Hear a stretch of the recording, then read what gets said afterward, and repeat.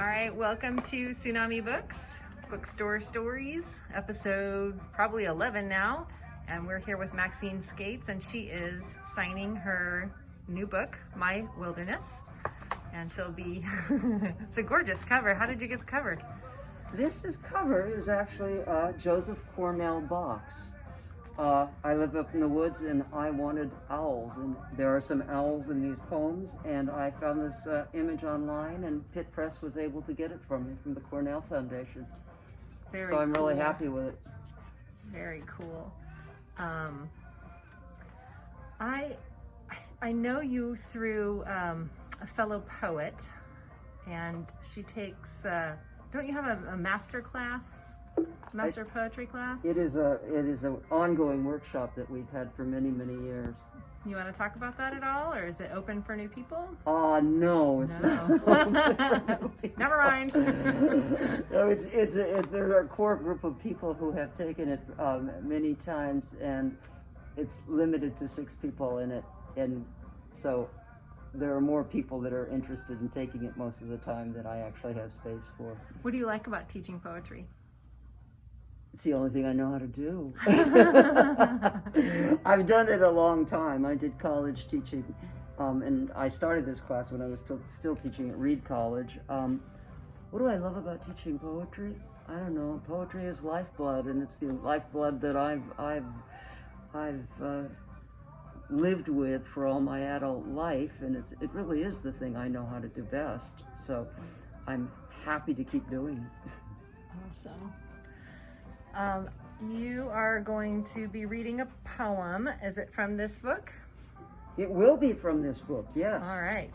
Do you want me to do it now or later? Sure. Now? Now, yeah. You find the one you want. Okay. Amber.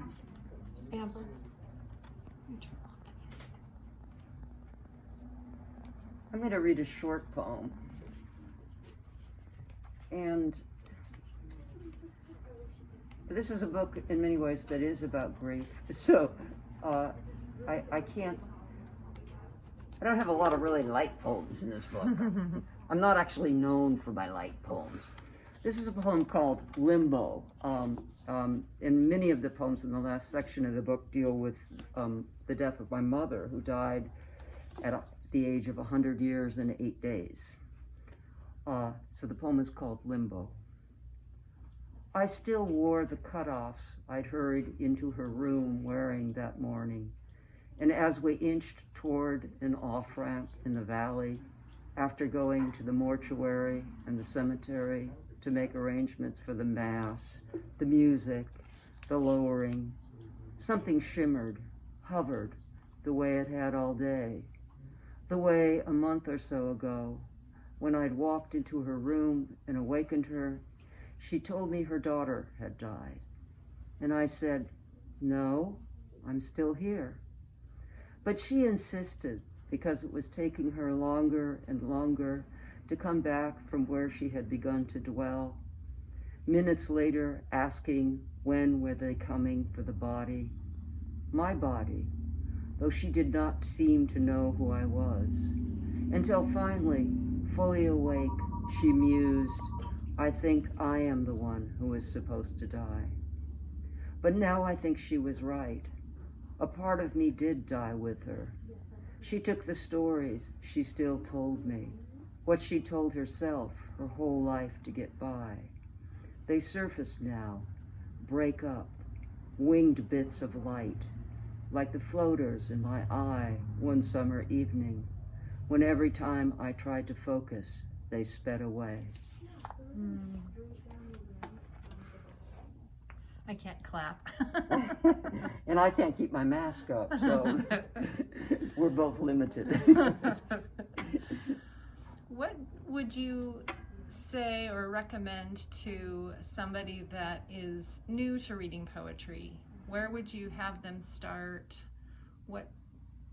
I'd have them start by walking into this store and standing in front of the poetry rack over there, like what a person is doing right now, and start browsing. Mm-hmm. And if you find something that speaks to you, buy that book. That's the way I started. There are a lot of poets in this world, and we write in a huge variety of ways, and you can never predict exactly what you're going to like or what's going to speak to you. But standing in front of that shelf is a really good start. Is there anything else you want to say about your book? I would like to urge everybody to come out to hear Frank Rossini and I read on October 17th here at 2 o'clock. We're both going to be reading from new books. Frank's book came out last April, and I believe he's done some of your YouTube videos as well. About the book, I'm very happy to have it in my hands. It just arrived, and it's been a while, and I'm proud of this book. Awesome. Thanks so much for coming in. Thank you, Valerie.